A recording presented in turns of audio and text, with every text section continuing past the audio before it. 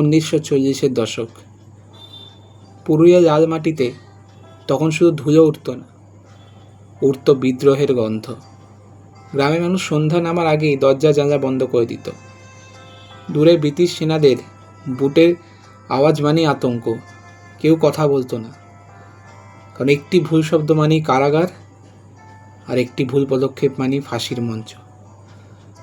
সেই গ্রামের শেষ প্রান্তে শাল পলাশের বনের পাশে মাটির দেওয়াল আর খড়ের ছাউনি দিয়ে তৈরি একটি ছোট্ট কুঁড়ে ঘরে থাকতেন এক বৃদ্ধা।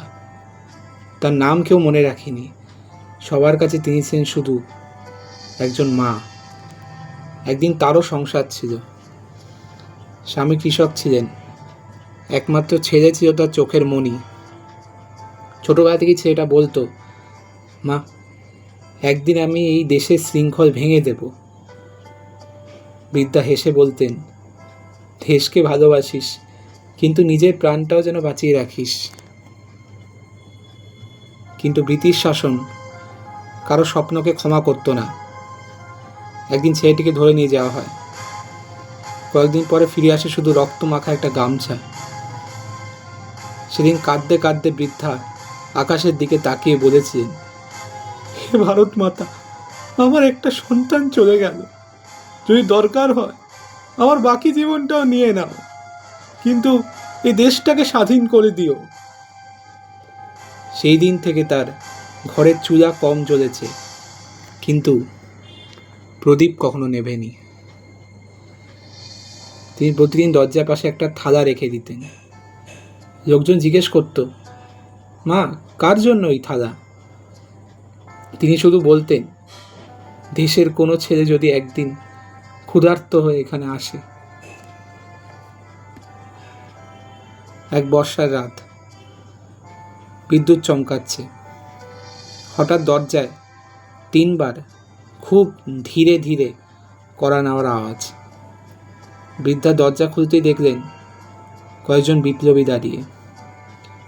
তাদের মাঝখানে একজন, চোখে আগুন, কপালে ক্লান্তি, কিন্তু মুখে অদম্য দৃঢ়তা। তিনি আর কেউ না, তিনি কে ছিলেন বুঝতে পারছেন আশা করি।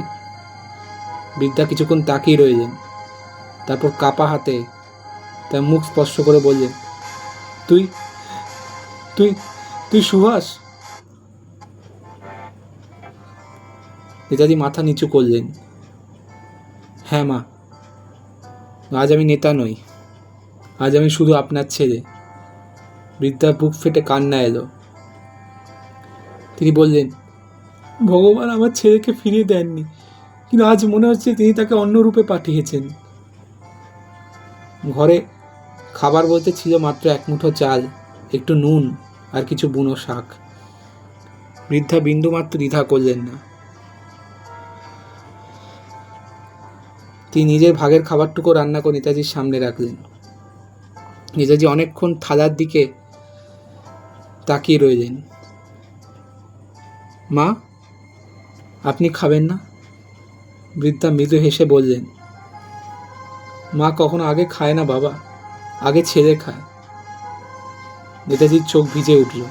তিনি 1 গ্লাস ভাত মুখে দিয়ে বললেন, আজ মনে হচ্ছে আমি শুধু ভাত খাচ্ছি না, আমি ভারতের আশীর্বাদ খাদ্য হিসেবে গ্রহণ করছি।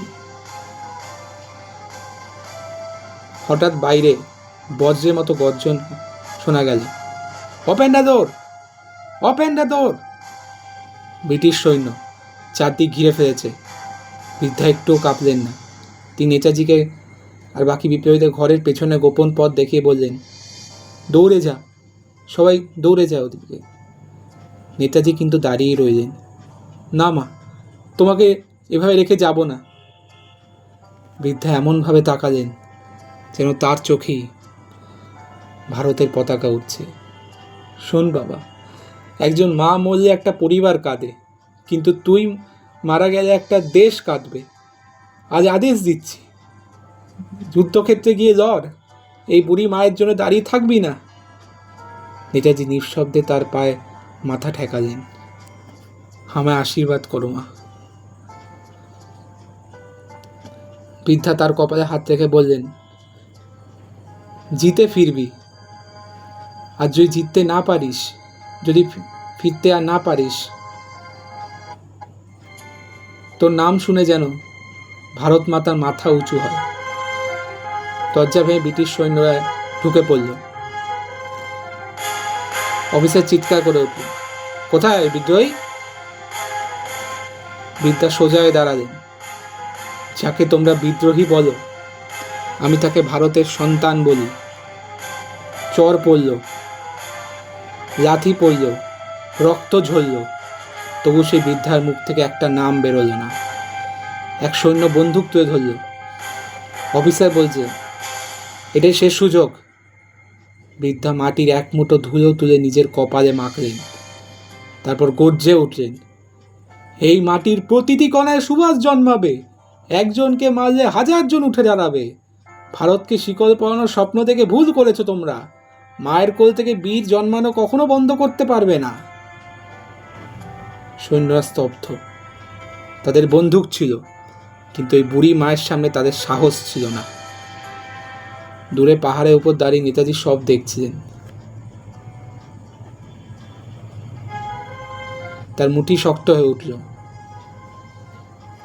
চোখে জল, কণ্ঠে আগুন।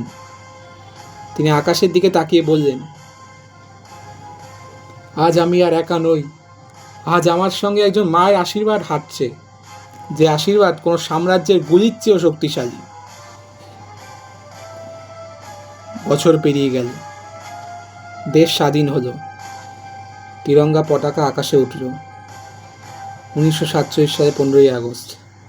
গ্রামের ছেলেরা হাতে পতাকা নিয়ে ছুটে এলো। মা, দেশ স্বাধীন হয়েছে। বৃদ্ধা কাপা হাটে আবারও মাটির এক মুঠো ধুলো তুলে কপালে লাগালেন। আকাশের দিকে তাকিয়ে ফিসফিস করে বললেন, দেখলি তো বাবা, দেখ তোর স্বপ্ন সত্যি হয়েছে। তারপর তিনি শান্তভাবে চোখ বন্ধ করলেন।